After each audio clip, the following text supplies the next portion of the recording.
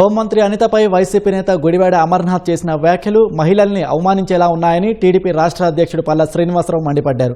మహిళా మంత్రిని లక్ష్యంగా చేసుకుని వ్యక్తిగత దూషణలకు దిగడం వైసీపీ సంస్కారహీన దివాలాకోరు రాజకీయాలకు నిదర్శనమని విమర్శించారు.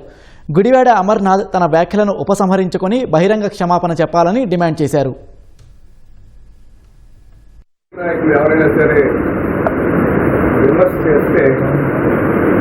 నిర్మాణాత్మకంగా ఉండాలి, హుందాగా ఉండాలి.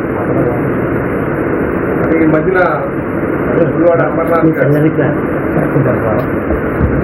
మహిళా హోంమంత్రికి సంబంధించి మంత్రి గారి గురించి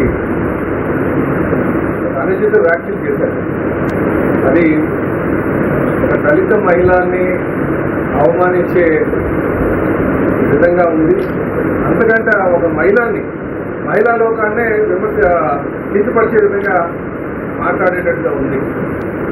దాన్ని మేము తీవ్రంగా ఖండిస్తున్నాం. దయచేసి ఆ వ్యాఖ్యల్ని ఉపసంహరించుకోవాలని చెప్పేసి మేము తెలియజేస్తున్నాం. అది దేశానికి కూడా క్షమాపణ చెప్పాలి మహిళా లోకాన్ని. ఇప్పుడు మనం బయటకు వచ్చేటువంటి మహిళల్ని మన సొంత చెల్లెల్లాగా తల్లిలాగా చూడాల్సింది పోయి విమర్శ చేయడం మంచి పద్ధతి కాదు. అదే అందులో ఒక దళిత మహిళ ఈరోజు మనం రిజర్వేషన్ కల్పిస్తున్నాం. దళితులు రావాలి,